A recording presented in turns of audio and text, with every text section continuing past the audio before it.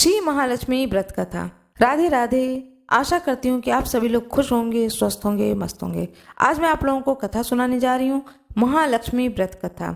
यह है व्रत कथा, जितने दिन तक आप लक्ष्मी जी की पूजा करें, पूरे 16 दिन की, तो नित्य प्रति इस कथा को सुने। पूरे 16 दिन लगातार इस कथा को अवश्य सुने।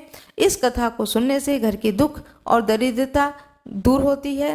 कहते हैं यह दरिद्रता नाशक कथा है। इस कथा को सुनने से घर में सुख, संपत्ति और ऐश्वर्य की प्राप्ति होती है। हाथ में पुष्प और चावल ले लें। यह व्रत भाद्रपद के शुक्ल पक्ष की अष्टमी तिथि को आरंभ करके आश्विन मास के कृष्ण पक्ष की अष्टमी को समापन किया जाता है। व्रत कथा। एक समय की बात है, महर्षि द्वैपायन व्यास जी हस्तिनापुर आए। उनका आगमन सुनकर के समस्त राजकुल के कर्मचारी महाराज भीष्म सहित उनका सम्मान आदर कर राजमहल में महाराजा को सुवर्ण के सिंहासन पर विराजमान करके अर्ध पाद्य आचमन से उनका पूजन किया। व्यास जी के स्वस्थ चित्त होने पर राजरानी गांधारी और माता कुंती ने हाथ जोड़कर प्रश्न किया कि महाराज, आप त्रिकालज्ञ हैं, तत्वदर्शी हैं। आपसे हमारी प्रार्थना है कि स्त्रियों को कोई ऐसा व्रत, सरल पूजन बताइए जिससे हमारी राज्य लक्ष्मी, सुख, पुत्र, पौत्र, परिवार सदा सुखी रहे।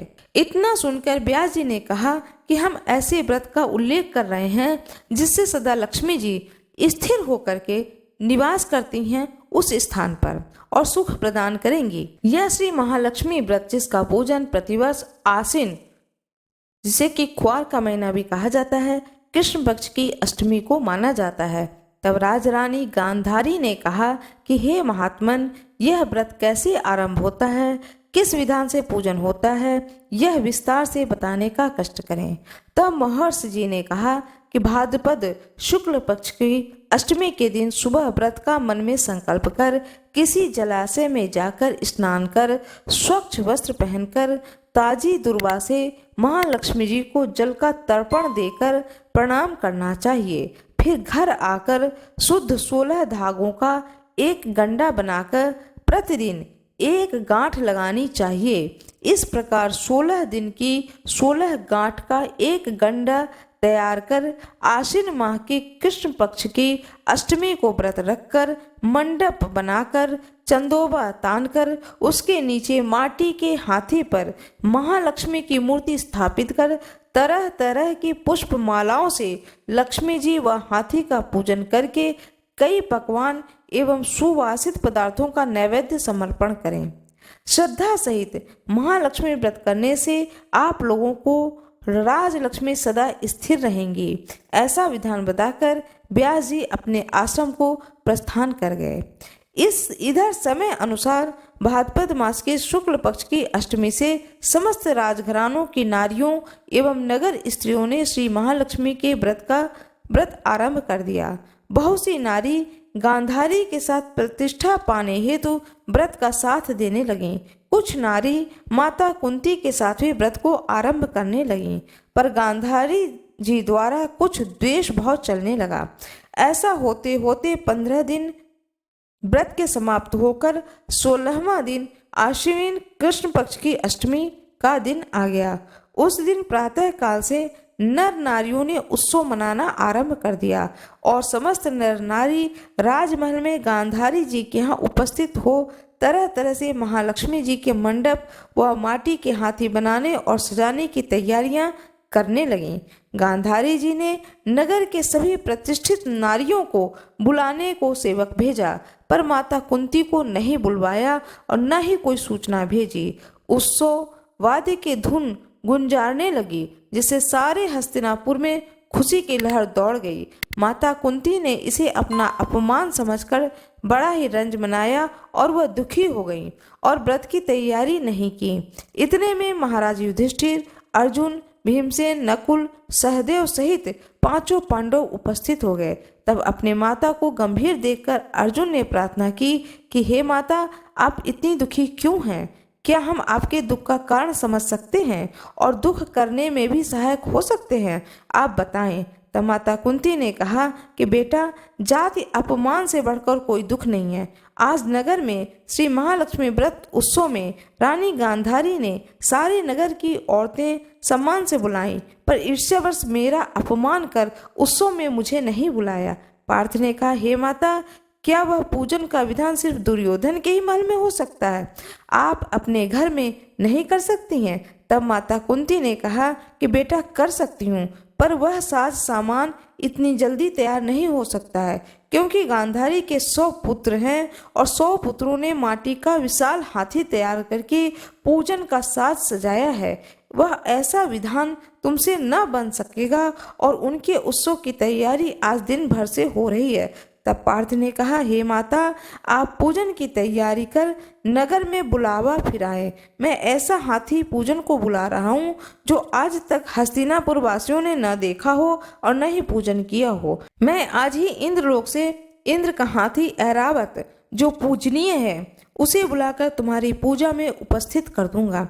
आप अपनी तैयारी करें। इधर माता कुंती ने सारे नगर में पूजा का ढिंढोरा पिटवा दिया और पूजा की विशाल तैयारी होने लगी। तब अर्जुन ने सुरपति को ऐरावत भेजने का पत्र लिखा और एक दिव्य बाण में बांधकर धनुष पर रखकर देवलोक इंद्र की सभा में फेंका। इंद्र ने बाण से पत्र निकालकर पढ़ा तो आश्चर्य से अर्जुन को लिखा कि हे पांडु कुमार, ऐरावत तो भेज दूंगा, पर वह इतनी जल्दी स्वर्ग से कैसे उतर सकता है? तुम इसका उत्तर शीघ्र ही लिखो। पत्र पाकर अर्जुन ने पत्र में बाणों का रास्ता बना के हाथी उतारने की बात लिखकर पत्र वापस कर दिया। इंद्र ने मातली सारथी को आज्ञा दी कि वह हाथी को पूर्ण रूप से सजाकर हस्तिनापुर में उतारने का प्रबंध करो। महावत ने तरह तरह के साज सामान से ऐरावत को सजाया। देवलोक की अंबर झूल डाली गई। सुवर्ण की पालकी रत्न जड़ित कलशों से बांधी गई। माथे पर रत्न जड़ित जाली सजाई गई। पैरों में घुंघरू सुवर्ण मणियां बांधी गईं, जिसकी चकाचौंध पर मानवजात की आंखें नहीं ठहर सकती थीं। इधर सारे नगर में धूम हुई कि कुंती माता के घर सजीव इंद्र का ऐरावत बाणों के रास्ते पर स्वर्ग से उतरकर पूजा जाएगा। सारे नगर के नर नारी, बालक और वृद्धों की भीड़ ऐरावत को देखने एकत्रित होने लगी। गांधारी के राजमहल में भी इस बात की चर्चा हुई। बड़ी चहल पहल मच गई। नगर की नारियां पूजन थाली लेकर भागने लगीं और माता कुंती के महल में उपस्थित होने लगीं।